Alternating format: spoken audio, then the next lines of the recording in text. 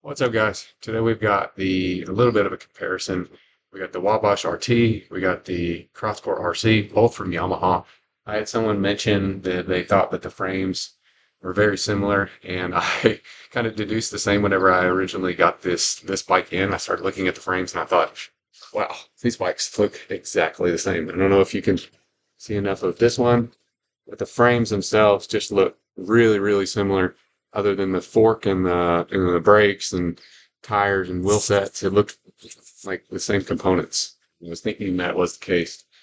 Definitely, whenever you get on the two bikes, the things that I noticed right away was that this bike has a less aggressive posture.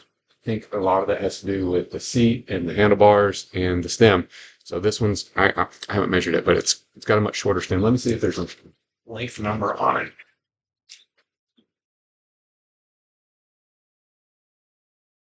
It says 80 millimeters.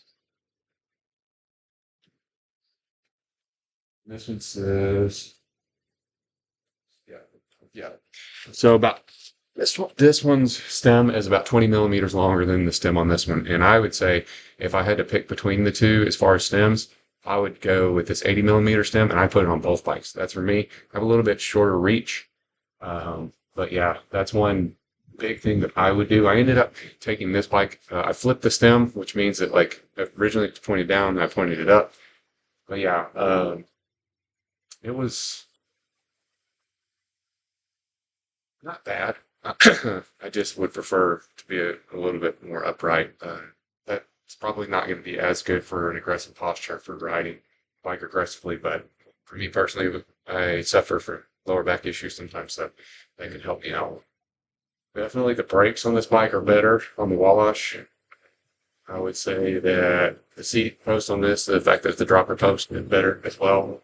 Uh, the seat on this is a little bit different. It's a more aggressive seat, less cushion, a little lighter. This one is just more like a comfortable commuter. But I did look up on the website. I haven't measured it myself yet, but the rear triangle and I think the seat angle are different, which ends up, I think that's why this bike is more comfortable. But I did originally think when I looked at them, I thought I could have just bought this bike and then bought some skinnier tires and then threw on it and had a very similar situation to this bike. Um, and that's not actually untrue. I could do the same thing. I could build a cheaper version of this bike, you know, with lesser components. And it probably would do a lot of the same. Unfortunately, I bought both bikes at this time. Do I think that I made a mistake by buying both of them? No. I think what I'll use this bike for, versatility wise, would be going on gravel trails. I could take it on mountain bike trails that are not so aggressive. I could also ride it kind of like a road bike situation if I want to get out there and have a little bit more of an aggressive ride. This is the bike to choose. If I want to have more of a chill pace or something that I could do on a daily basis and it's more leisurely, I would pick this bike. I actually like this bike for working out because I can ride it seemingly all day. I rode it yesterday for somewhere around 30 something, 35 or 36 miles. And if I had ridden 35 or 36 miles on this bike, I would have been worn out just because of the geometry of it. But this bike, at least for me, my personal riding posture, this bike all day, I can ride it. I did just get back from doing the range test and high on this bike, or excuse me, auto on this bike, which is pretty much high for me for the way I ride. I was getting a little bit of numbness happening in my hand. I think it has something to do with the way these grips are, but they're comfortable. It's not an issue. I just ended up finding that I had to like kind of reposition myself. I think a lot of what it was because the bike was an auto and the way that I rode it, I ended up sitting a lot more than I would be standing. And if uh, or standing and moving up and down on the bike as I go. If I'm in eco or something like that, it just occurs naturally that I end up standing up and adjusting the way that I'm riding, my posture and that stuff more frequently than I do whenever I'm in auto or high. Because the high is just essentially you're sitting on the bike and pedaling, trying to make the bike go as fast as you can. But anyway, yeah, I just wanted to cover the versatility of the two and the differences between the two. I'm going to do some proper measurements, but at least from what I understood, The head tube on this bike is a little bit longer, or a little bit, yeah, longer. And there's a difference in the rear triangle, and it's like minuscule. It's like 72 versus 73 or 74, but I mean that does make a difference in totality of the bike. It may actually just be that they're trying to compensate for these bigger wheels and or these I wouldn't say bigger wheels and tires, but bigger in diameter, right? Um, these are wider.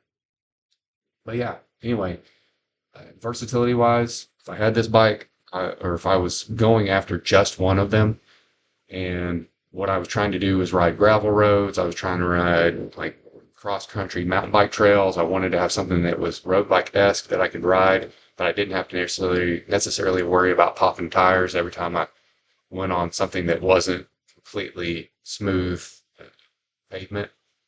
I'd pick this bike. If I were looking for a bike that I was going to commute on and maybe get some racks and ride around as a daily to the store and just do the overall like just fitness, typical riding that most people do on a bike, not for crazy um, stamina or anything like that. Just get on it, go, and just have a good time, and maybe for a little bit of exercise here and there. I would pick this bike. Uh, Not that this bike couldn't go on a path or an XC trail or something like that. I think it probably could. The fork is not so great for something like that. It's not a bad fork, but it's just you'd probably want a solid fork for what this fork can give you, right? I mean, that's most people. Most people end up wanting to go with the air fork just because air forks are just they're better performance. Anyway, that's my spiel on the Yamaha Wabash RT versus the Yamaha Crosscore RC. Both of them are great bikes. Both of them, it's a really good deal between the two. But yeah, it depends on what type of rider you are. If you're trying to supplement other bikes that you have and you don't have a gravel bike yet, you've been on the fence about it, this is a great bike. You get an e-bike and a gravel bike all in one. And I don't think you can get the component set that you get on this bike on a typical gravel bike for the price that you can get this, and it's an e-bike. This bike, if you're on the fence about it, I would say if you don't have other bikes, any other commuter bikes or anything like that, and you really want something with a lot of range and has decent components and you know that's really made well, other than this battery tray, then this is the one to go with. Yeah, and that's my spiel on it. If you guys have any comments or want to talk about anything else related to comparing these two, comment down below, let me know what it is. If you found this video helpful, leave me a like.